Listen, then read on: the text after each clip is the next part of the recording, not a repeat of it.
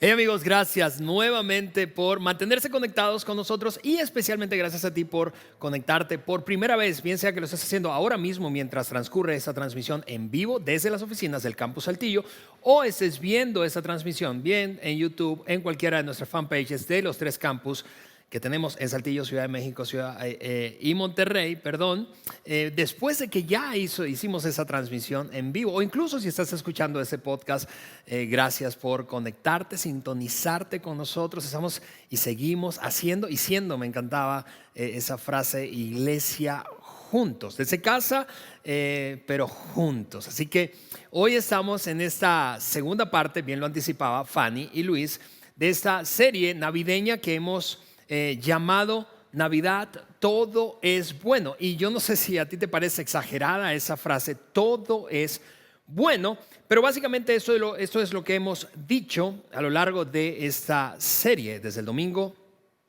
pasado y continuaremos hoy. Y hemos dicho esto, la Navidad, especialmente hablando de la primera Navidad, tal como ocurrió, es decir, el nacimiento, alumbramiento, nacimiento del Mesías prometido a la humanidad, trajo buenas noticias que produjeron mucha alegría para todas las personas. Esa de hecho fue la manera en la que lo escribió y describió Lucas, uno de los escritores, biógrafos de Jesucristo y autor de uno de los 4 evangelios. Siendo médico, era muy minucioso y detalló precisamente la impresión que causaron aquellas noticias del nacimiento del Mesías prometido a no solo el pueblo judío en aquel momento, sino a la humanidad a futuro. Y eso era mucho que decir. Mucho que decir, ¿por qué? Porque si consideras el hecho de que en el primer siglo el mundo estaba extraordinariamente convulsionado y el imperio de turno que dominaba la mayor parte del territorio era Roma, Roma siendo famosa y famoso el imperio por ser un imperio súper cruel, perseguidor, torturador, etcétera, etcétera, etcétera. Cuando alguien escuchaba entonces, mira, hay buenas noticias, entonces inmediatamente había suspicacia interna porque pensaba, si esas son buenas noticias para alguien, seguro para otro grupo no la es o no la son. Pero Lucas se encargó de decir, son buenas noticias que produjeron mucha alegría para todos, para todos. Y eso es lo que producen, cuando lo piensas bien, las buenas noticias. Las buenas noticias atraen a personas, incluso curiosos, más allá de que sean ciertas o no, seguramente coincides en eso conmigo, más allá de que una noticia sea cierta o no, verdadera o no, la hayas comprobado o no, te sientes atraído a una buena noticia. Piénsalo conmigo, pensando precisamente en este año. Si hace 4 meses, ahora ya es noticia y parece ser verdadera, están confirmándola los distintos gobiernos del planeta. Pero si hace 4 meses te hubiesen dicho la vacuna contra el COVID-19 ya está lista y ya puedes colocártela, eso al menos te habría causado curiosidad, intriga, de tal forma que quisieras haberte acercado para saber qué onda. Y claro que hay escépticos y todo, y debía comprobarse y todavía está por comprobarse si funciona, etcétera, etcétera, etcétera. Pero las buenas noticias tienen esa característica, atraen gente. Por eso, cuando se trata del mensaje de Jesús, de la primera Navidad, del nacimiento de Jesús y con él la llegada de la buena noticia que Dios se había comprometido a restaurar la relación rota que tenía con la humanidad, aquella primera Navidad precisamente produjo muchísima atracción, pero es muy triste y en algún sentido me causa intriga ver cómo tanta gente se decide voluntariamente distanciarse de las buenas noticias, alejarse, no quiere estar ni ser parte de las buenas noticias. Hablo del Evangelio de Jesucristo, del mensaje de Jesús. Y eso no es solamente una mera impresión mía. Hace un par de días cenábamos con una pareja muy amigos nuestros, Eliana, mi esposa y yo, y mientras hablábamos, típicamente, tú sabes, soy pastor, ¿verdad? Y en la conversación de la cena salió el tema espiritual y particularmente de la evolución, de la tendencia del comportamiento religioso, específicamente en América Latina y el Caribe. Y yo recordé un informe que leí hace poco de Pew Research. Es una agencia que se dedica a estudiar tendencias específicamente de la religión en el mundo.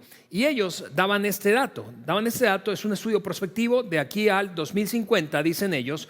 La puerta giratoria de la religión, y hablo específicamente ahora del cristianismo en todas sus formas, desde el extremo del catolicismo hasta el extremo del protestantismo y todo lo que hay en el medio, ese gran abanico que se llama cristianismo, tendrá una puerta giratoria, es decir, gente se acercará y decidirá engancharse y formar parte, convertirse, ser miembro de una religión o de la religión en cualquier denominación cristiana.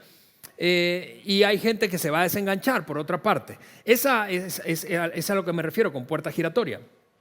Bueno, de aquí al 2050, dice Pew Research, si el comportamiento y la tendencia sigue como va, el cristianismo habrá tenido una pérdida neta de más de 9 millones de personas. 9 millones de personas. Mientras que no es que se convierten a otra religión o se cambian de religión, sino que deciden deshacerse de la afiliación, es decir, no quieren que sean identificados ni asociados con ninguna religión. No afiliados se considerará, y ese número crecerá neto un casi 6 millones de personas. ¿Por qué quiero y por qué hice referencia a eso? Porque, vamos, si Lucas tenía razón, y yo creo que tenía razón cuando escribió aquello, la llegada del Mesías representó buenas noticias que produjeron gran alegría para todos. ¿Por qué tanta gente sigue distanciándose de este mensaje del Evangelio? Si es tan bueno, ¿por qué al menos por curiosidad no escuchamos incluso a escépticos decir algo como esto? Órale, mira, es difícil de creer lo que me estás diciendo, es difícil, pero quiero solamente imaginarme si eso fuera verdad, si eso fuera verdad. ¿Por qué? Porque cuando algo es bueno, tú no te resistes. Puedes tener dudas, ¿verdad? Pero en el fondo no te resistes. Cuando algo es bueno, sea lo que sea de lo que hablemos, si te dan una buena noticia en cuanto a tu salud, tú no te resistes diciendo, no, yo necesito comprobarlo. Internamente produce algo de intriga positiva y alegría, te inclinas hacia una buena noticia. Lo cual me lleva a preguntarme, hacer una pregunta que es con la que quiero que luchemos hoy un momento durante los siguientes minutos. ¿Qué es lo que pasó? ¿Qué fue lo que pasó con las buenas noticias? ¿Qué pasó que mientras más tiempo transcurre parece que más gente se desconecta y más gente decide no estar cerca, no formar parte, no abrazarlas? Independientemente, te repito, de que sea cierto o no, más y más y más personas, según ese número que te mostraba hace un momento de Pew Research, se sigue distanciando. ¿Qué pasó? ¿Qué es lo que pasó? Bueno, yo voy a responderlo así y voy a soltártelo de una vez y vamos a hablar de eso en los siguientes minutos. Lo que yo creo que pasó fuimos nosotros. Nosotros pasamos. Nosotros, tú y yo pasamos. Tú y yo pasamos. ¿Y a qué me refiero? A que no hemos, en mi opinión personal, personificado bien las buenas noticias. Hemos más bien personificado mal las buenas noticias. El Evangelio de Jesús contiene un montón de buenas noticias y pudiéramos hacer una gran lista, pero en términos generales, como decía Lucas, es bueno para todos. Y lo que creo que ha pasado es que ha sido bueno para algunos. ¿Quiénes son esos algunos? Bueno, algunos pueden ser miembros de una iglesia, algunos pueden ser los que profesan la religión, algunos, y han sido malo para otros. Vamos, si fuéramos honestos, tú y yo tendríamos que reconocer que históricamente, no ahora mismo, pero históricamente, a lo largo de los siglos, aquellos que nos hemos considerado seguidores de Jesús, hemos hecho una mala personificación al punto de que hemos discriminado, nos hemos creído superiores moralmente, hemos llegado a pensar, él lo merece, ella no lo merece, tú tienes que hacer esto, tienes que dejar de hacer eso para considerarte digno. Y eso ha sido una terrible personificación al punto de que hoy, te repito ese dato de Pew Research, los adultos jóvenes de hoy, eso es entre 18 y 40 años, porque ese es el rango de edad que estudió o que en el que se centró ese estudio, han preferido decir, ¿sabes qué? Yo conozco el catecismo, crecí en ello, conozco la escuela dominical, crecí en ello, sé cuál es la fe de mis padres, pero ¿sabes qué? Ya no quiero más. Y eso es súper triste. E insisto, en mi observación histórica, no de ahora, histórica, creo que la cosa se trata de que hemos hecho una muy mala personificación. Y vamos, tú y yo somos suficientemente inteligentes como para saber esto.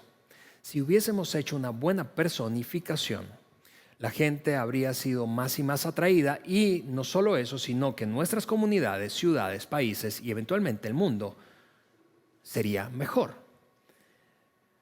Aquella declaración de Jesús cuando se trató de ligar nuestro comportamiento, es decir, nuestra personificación de esas buenas noticias que Él trajo a la humanidad, se pueden resumir en unas palabras. Podríamos extraer varias, pero unas palabras muy famosas que probablemente incluso si no has escuchado nunca, no has leído nunca, perdón, las has escuchado. Él dijo algo como esto: ustedes, en un discurso famosísimo, ustedes, y cuando dijo ustedes se refería, claro, que a aquella audiencia que tenía enfrente, pero por extensión a ti y a mí como seguidores de Jesús. Te repito, sin importar cuál sea nuestra ubicación en ese gran abanico del cristianismo. Ustedes son la luz del mundo. Ustedes son la luz del mundo. Y entonces luego aclaró qué pasa cuando nosotros somos la luz del mundo. Debemos dejar que nuestra luz brille ante toda la gente, es lo que dijo Jesús. Dejen que su luz brille ante toda la gente, que las buenas obras. Y fíjate que es curiosísimo porque Jesús inmediatamente conectó en aquel gran discurso de la montaña o el discurso del monte, el sermón del monte, conectó nuestro comportamiento con nuestro sistema de fe y creencias. Las buenas noticias tienen que verse en acción en la vida de una persona. Él dijo, ustedes deben dejar que su luz brille, que las buenas obras que ustedes realicen brillen de tal manera que la gente adore al Padre Celestial. En otras palabras, yo soy el mensaje. Yo soy el mensaje. Y lo que Cristo hizo fue ligar, hacer una conexión entre nuestro comportamiento y lo eterno, o en este caso, nuestro Padre Celestial que está en el cielo. Dicho en otras palabras, nuestra luz, nuestras obras magnifican la idea o la imagen que la gente tiene de Dios, para bien o para mal. Y ese es el gran asunto. Cuando yo tengo un comportamiento, entonces yo lo que estoy, y la gente, otros me identifican como seguidor de Jesucristo, yo estoy magnificando alguna cualidad o defecto de Dios, porque la gente asocia lo que ve con lo que no ve. Nuestra luz, nuestras obras magnifican. Y creo que entonces el gran desafío que tenemos es personificar bien las buenas noticias, el mensaje de Jesús, personificar bien. Y para eso yo lo que quiero hacer en los siguientes minutos es concentrarme en unas recomendaciones muy específicas que dio un hombre llamado Pablo, o el apóstol Pablo, escritor de buena parte del Nuevo Testamento, y lo hizo a través de cartas. No estaba pensando en escribir el Nuevo Testamento y que se convirtiera eventualmente en nuestra Biblia actual. Pero Pablo escribía una serie de cartas, se dedicó a escribir una serie de cartas para dar recomendaciones a aquellos nuevos creyentes, especialmente no judíos, para poder personificar bien el mensaje en su vida cotidiana. Pablo vivió una gran transición porque Pablo estaba justo en el momento en el que el pueblo judío dejó de seguir las instrucciones dadas por Moisés, la ley judaica y los profetas, los líderes religiosos de la antigüedad judía, y entonces abrazaron la llegada y las enseñanzas de Jesucristo. Eso es el momento en el que vivió Pablo. Y cuando Pablo vio todo el contexto en el que ocurría, recuerda, es Roma, hay mucha violencia. Pablo era un activista, y un activista violentísimo. Un activista violentísimo que salvaguardaba y estaba comprometido a salvaguardar las tradiciones de su religión materna y paterna. Lo que hizo el apóstol Pablo en aquel momento no era un apóstol, era un fariseo. Era de una corriente, un grupo doctrinal celoso por la ley judaica. Y entonces, sabiendo que había aparecido cierto grupo que parecía incipiente, creciente, de personas que se consideraban seguidores de Jesús, o como les llamaban en aquel entonces, los del camino, él se propuso casi a título personal liquidar aquel movimiento, liquidar lo que estaba ocurriendo.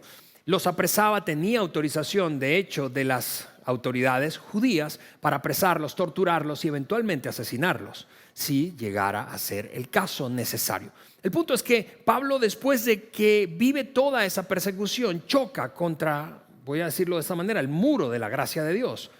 Se da cuenta que Dios realmente se ha propuesto hacer un cambio en la manera en que el ser humano se relaciona con Dios, con su Padre Celestial, y abandonar todo aquel sistema obsoleto, antiguo, de normas y tradiciones para poder estar bien con Dios. Y ahora solo es necesario aceptar estas buenas noticias de las que hemos hablado en esta serie. Para Pablo fue extraordinario eso. Y la misma pasión que antes sentía para perseguir a los seguidores de Jesús, ahora experimentó para promover este mensaje. Y por eso es que es tan relevante la voz de Pablo. Porque Pablo era, dicho de alguna manera en terminología de redes sociales de hoy, un hater. Era un odiador del movimiento de seguidores de Jesús. Y ahora, después de ser un gran perseguidor, no solo escéptico, es un promotor. Y Pablo entonces paga el precio en su propia vida.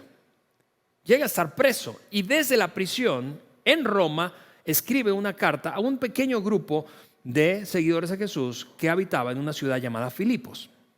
Y eso es lo que, entre otras cosas, Pablo les dice a los filipenses cuando se trata de la personificación de este mensaje. Es decir, cómo debemos, quienes nos consideramos seguidores de Jesús, vivir para ser una buena representación, para que nuestras buenas obras iluminen a otros y ellos se conecten con su Padre Celestial. Eso es lo que les dijo Pablo. Empezó a hacer preguntas. ¿Hay algún estímulo en pertenecer a Cristo? Es decir, ¿algo los motiva? ¿Se han sentido de alguna manera bien, entusiasmados, animados? ¿Hay además algún consuelo en su amor? ¿Han experimentado consuelo en medio de toda esa convulsión, en medio de un mundo tan confundido, tan extraño, tan polarizado como el del siglo I? Y pudiéramos hablar de nuestra época, pero Pablo está en ese contexto histórico. ¿Tenemos en conjunto alguna comunión en el Espíritu? ¿Tienen ustedes un corazón tierno y compasivo? Vamos, él está señalando las bendiciones, las virtudes, los privilegios y los beneficios de haber decidido seguir a Cristo. Porque cuando tomaron esa decisión, cada uno de los creyentes a quienes fue dirigida aquella carta, y por extensión a ti y a mí, entonces empezaron a experimentar todo esto. Y entonces, como él sabía que la respuesta a todas esas preguntas era sí, y él obviamente lo anticipó, entonces en su carta respondió, digo, si eso es así, entonces háganme un favor, háganme verdaderamente feliz, poniéndose de acuerdo de todo corazón entre ustedes. ¿Qué significa eso? Que se amen amándose unos a otros y trabajando juntos con un mismo pensamiento y un mismo propósito. Cuando piensas eso, quizá poniéndote en los zapatos de aquellos lectores de Filipos, los filipenses, leyendo esa carta, probablemente como hoy, quizá incluso sientes, ok, qué lenguaje tan florido, Pablo, y muy elaborado, pero ¿qué significa eso en la práctica? ¿Qué significa eso? Danos el ABC, danos el 1, 2, 3. ¿Cuál es la receta? Si realmente vas a decirnos cómo comportarnos, dínoslo claramente. Y quizás si Pablo hubiese estado escuchando esa argumentación hipotética que ellos habrían hecho ante esta introducción, Pablo les habría dicho, ¿sabes qué? Yo no creo que ustedes quieren saber. No, sí, dinos. Ok, les voy a decir, se los voy a decir específicamente, pero creo que se van a arrepentir. Y entonces Pablo enseguida empieza a hacer una lista y dice, en primer lugar, dejen de ser tan egoístas. ¿No sería eso padre, verdad? ¿No te gustaría a ti trabajar para alguien así, que no fuera egoísta? ¿No te gustaría a ti ser hijo de alguien que no fuera egoísta, estar casado con alguien que no fuera egoísta? Pablo está diciendo, ¿quieres personificar bien el mensaje del Evangelio de Jesús? Porque realmente has recibido todo el beneficio de ser un seguidor de Cristo, ser una seguidora de Cristo. Entonces, en principio, de manera muy práctica, deja a un lado tu egoísmo. Deja de ser egoísta, no trates de impresionar a nadie. ¿No te gustaría que tus clientes fueran así? Vamos, ¿ves? Pablo empieza a elevar el tono y entonces continúa diciendo, sean humildes. Número 2, sean humildes. Es decir, considerando a los demás como mejores que ustedes, no porque necesariamente lo sean. Y quizá tú estás preguntando, como pudo haber preguntado aquella audiencia de Filipos, pero ¿por qué? ¿Por qué haría eso? Qué bueno que preguntas, porque ese, amigos, amigas, es el centro del Evangelio. Eso está en el mero centro del Evangelio. Tratar a otros como si fueran mejores que nosotros es un comportamiento observable y es lo que hizo el propio Dios cuando decidió enviar a su Hijo a morir en una cruz, no porque nosotros necesariamente fuéramos más valiosos que Él, de hecho no lo somos y nunca lo hemos sido, pero porque nos trató como si lo fuéramos. El centro del mensaje de Jesús, el centro del mensaje de Dios contiene una extraordinaria dosis de humildad. Dice entonces, para aclarar, no se ocupen, él continúa diciendo, no se ocupen solo de sus propios intereses, sino también procuren interesarse en los demás. Y eso es especialmente difícil, seguro coincides conmigo hoy en día. Este año quizá todavía más, no ocuparse prioritariamente de nuestros asuntos, sino poner a otros en nuestra agenda, tiempo, esfuerzo y dinero. Es una cosa súper desafiante. Pero Pablo está diciendo, si tú quieres ser una buena personificación del mensaje de Jesucristo, de la Navidad, de la primera Navidad, de lo que realmente Lucas decía que trajo mucha alegría a todos, porque eran grandes, buenas noticias. Necesitas poner a otros en tu agenda. Él sigue diciendo, tengan unos con otros mira que ahí hay una dinámica relacional, tengan unos con otros la manera de pensar propia de quien está unido a Cristo. ¿Y a cuáles relaciones se refería o pudo haberse referido Pablo? A todas tus relaciones, a todas mis relaciones.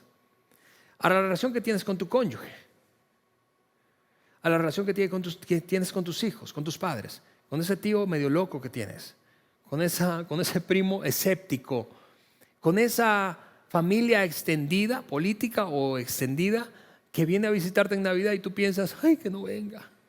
O cuánto tiempo se irá a quedar. Pablo está desafiándonos a quienes somos seguidores de Jesús ¿a qué? A que la personificación se ve de esta manera, poniendo a otros en primer lugar, de hecho yo la primera vez que leí eso y como lo memoricé fue en una versión distinta a la que te la estoy leyendo hoy. Esta es la versión Dios habla hoy, y antes estamos usando ahorita mismo la Nueva Traducción Viviente, pero yo lo aprendí en una traducción, una versión bíblica de 1960, la Reina Valera del 60.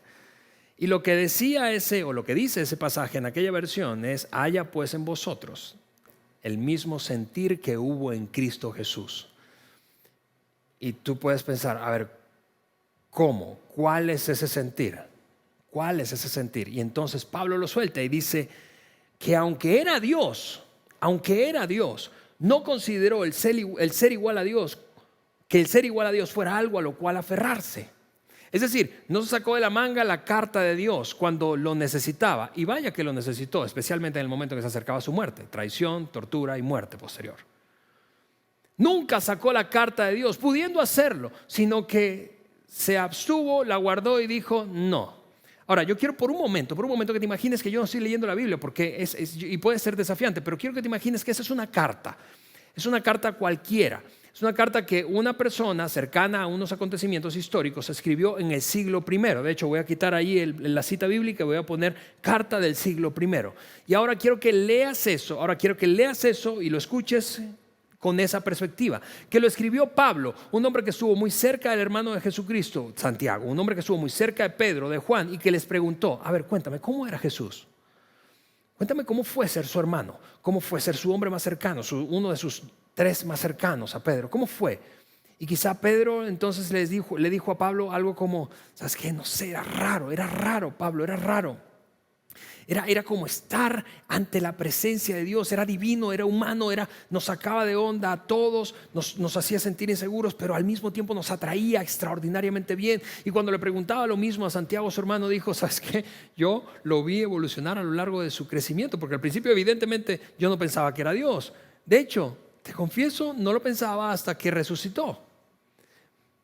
Pero Pablo, quien recogió aquellos testimonios de gente extraordinariamente cercana a Cristo, escribió esto: aunque Jesús era Dios, no consideró que el ser igual a Dios fuera algo a lo cual aferrarse. En cambio, siguió diciendo Pablo, renunció a sus privilegios divinos, adoptó la humilde posición de ser un esclavo y nació como un ser humano. Y eso era extremo, por decirlo menos. Y era sin precedentes. Y como era tan extremo, que Dios se despojara de su divinidad para hacerse un ser humano y nacer como un bebé, en ese nivel de vulnerabilidad, que se humillara, no existía un precedente en los cultos paganos de aquella época. Los dioses no le servían a los seguidores y a sus adoradores y súbditos. Los dioses utilizaban a sus súbditos. La idea de que Dios se hubiese hecho humano, humillándose de esa manera, era sin precedentes. Y por eso fue una de las razones que este mensaje era tan atractivo, tan intrigante, tan magnético, como un polo de atracción para todo el que estaba cerca de Cristo, para todo el que escuchaba el mensaje luego de su muerte, resurrección y ascensión. Porque era sin precedentes. Pablo sigue diciendo, cuando apareció en forma de hombre, se humilló a sí mismo en obediencia a Dios y murió en una cruz como morían los criminales. Y lo que él está diciendo hoy para nosotros, para ti, para mí, es honestamente solamente arte. Es decir, cuando tú piensas en una cruz, cuando yo pienso en una cruz, solo podemos imaginarnos cómo era. La vemos en pinturas, las vemos en películas, escuchamos un relato, pero nunca, tú y yo, nunca podremos oler a lo que olía un crucificado, ver cómo era una crucifixión en vivo frente a ti. Por eso es que es tan extraordinario, porque el objetivo de la crucifixión, amigos, el objetivo de la crucifixión era que se olvidara al crucificado. La familia no quería hablar, era vergonzoso. La familia no quería deshacerse. Por eso Pedro, entre otras razones, lo niega.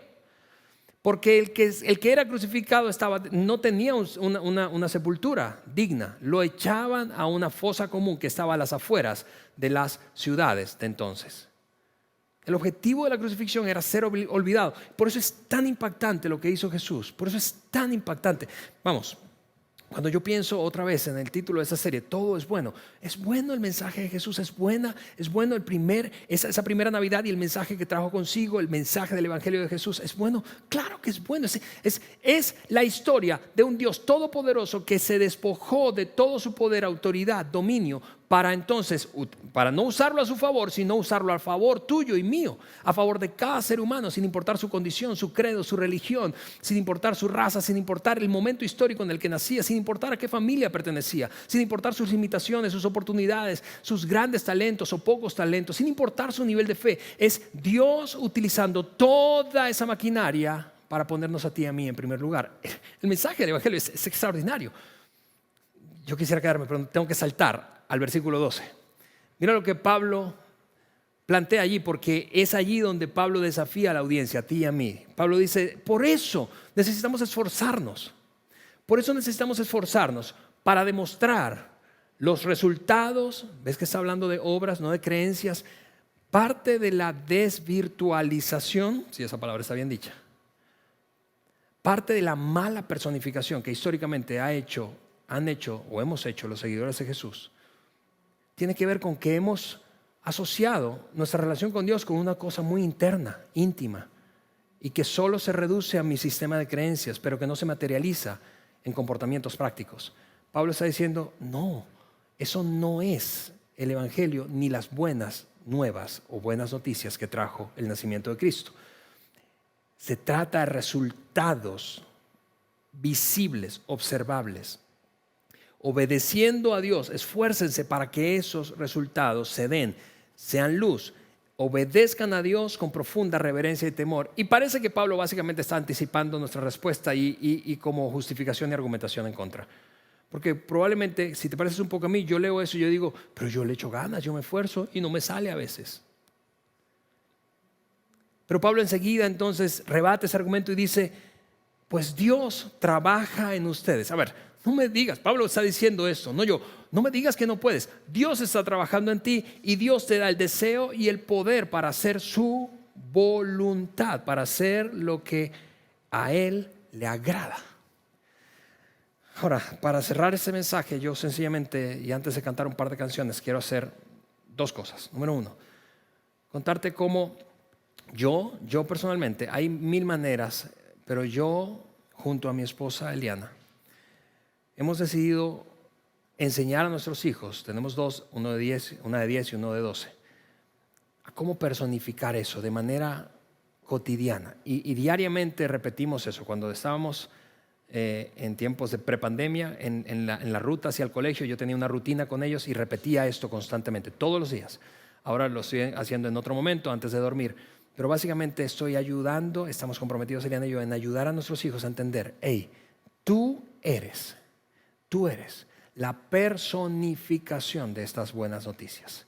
Así que necesitamos hacer 4 cosas. Les decimos a nuestros hijos, son las nuestras, no tienes por qué ser las tuyas, pero sencillamente quiero compartirte una práctica que hacemos como familia. Número 1, necesitas vivir sabiamente.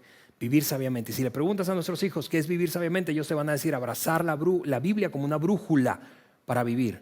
Cuando no sé qué hacer, es lo que dice la Biblia que es lo que debo hacer. Debo amar sin reservas. Eso quiere decir ser generoso y no discriminar a nadie. Ser generoso y no discriminar a nadie. Liderar con valentía significa esforzarte, echarle ganas y dejar, después de que le echas todas las ganas del mundo, dejarle el resto a tu Padre Celestial para que haga lo que solo Él puede hacer. Y finalmente, soñar salvajemente, eso es sueños más grandes que nosotros y sueños que beneficien a otros. Este es el punto. Y con eso termino. Es lo segundo que quiero decirte y terminamos. Cuando, de nuevo, piensas en las buenas noticias que el Evangelio representan para las personas, que se supone que debe representar. Si esas buenas noticias son buenas solo para ti, pero para otros que están a tu alrededor no lo son, algo no checa allí. Seguro que coincides conmigo en eso. Si son solo buenas para mí, pero discriminan y hacen a un lado y perjudican a otros, entonces no estoy haciendo una buena personificación. Y mira, si esa ha sido tu experiencia, si tu experiencia ha sido, sí, Alejandro, escuchándote, yo he tenido malas experiencias con cristianos, malas experiencias con iglesias, malas experiencias con personas e instituciones que se dicen ser seguidores de Jesús. Es más, que se llaman representantes de Jesús o de Dios. Yo quiero tomar un momento para pedirte perdón. Y quiero hacer eso porque no tengo la autoridad sobre toda esa gente o sobre quien pudo haberte hecho daño, pero yo quiero pedirte perdón. Porque esa no fue la intención de nuestro Padre Celestial cuando se hizo hombre. Él quiso que esto fuera una buena noticia para todos. Todos. Para hombres, mujeres, ricos y pobres, enfermos y sanos, gente sola, gente con buena compañía, gente metida en un desastre de vida y gente con una muy buena vida. Quiero pedirte perdón, y esa es la razón por la que somos tan insistentes como iglesia en hacer lo que hacemos de la manera en que lo hacemos, porque queremos que lo que compartimos, pero no solo lo que compartimos, lo que vivimos se parezca a aquel mensaje original de la primera Navidad, un mensaje que trajo alegría a todos, porque eran buenas noticias. Así que si me permites, antes de cantar este par de canciones, la banda ya está lista aquí en las oficinas del Campus Saltillo. Yo quiero orar y pedirle básicamente a Dios que nos ayude a ti y a mí a personificar bien las buenas noticias del Evangelio de Jesús. Señor, yo quiero darte gracias. Gracias porque 2000 años después seguimos batallando con lo mismo, Señor, pero al mismo tiempo tienes una respuesta clara, contundente de cómo debería ser y verse nuestra vida. Ayúdanos a quienes somos seguidores tuyos a personificar bien el mensaje que tú viniste a traer a la humanidad. Te pedimos perdón por cada oportunidad en que lo hemos hecho mal, en que ha perjudicado ese mensaje a otros en vez de beneficiarles. Y estamos aquí para decirte, Señor, juntos queremos hacerlo bien, en el nombre de Jesús. Amén.